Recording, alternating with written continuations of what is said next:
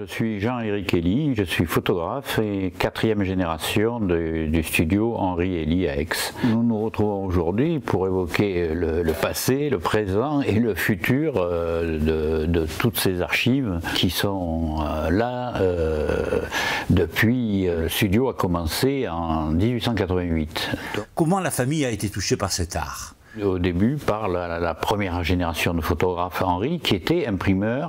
Donc d'imprimeur, il devient photographe et il a tout de suite dans l'idée, il avait repris ou écrit cette phrase, il n'existera vraiment que ce qui a été photographié. Car pour lui, c'était la preuve formelle que les choses ont existé.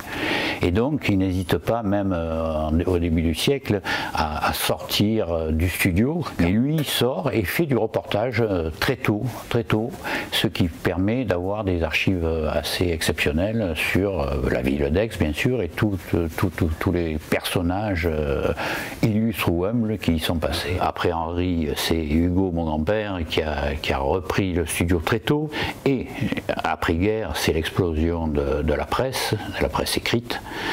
Et là, il va diriger le studio plutôt à 80% sur la presse et le reportage d'actualité.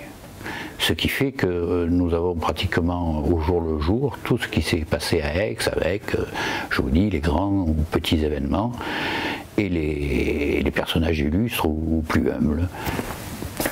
Alors ici, nous sommes dans les archives 2436.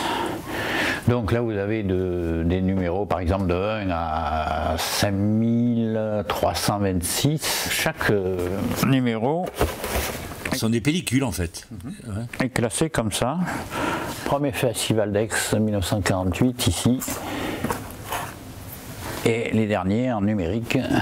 Là, on vient de voir les archives 2436 et là, on arrive dans les archives plaques de verre beaucoup plus anciennes. Là, vous avez le voyage présidentiel de Poincaré, vous avez l'éclipse de 1912, funérailles de Mistral à Mayenne. Vous vous rendez compte, il était allé à Mayenne.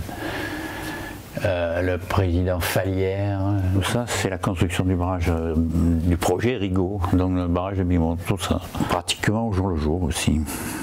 Alors là, vous avez un autre classement, mais ce sont des plaques de verre qui sont numérotées de 1 à, je ne sais plus combien, 296. Et qui concerne là surtout de l'industrie. Alors, on apprend que début de 2023, vers le mois de mars, a priori, vous seriez obligé de quitter ce fameux passage à gare. Alors, qu'allez-vous devenir ?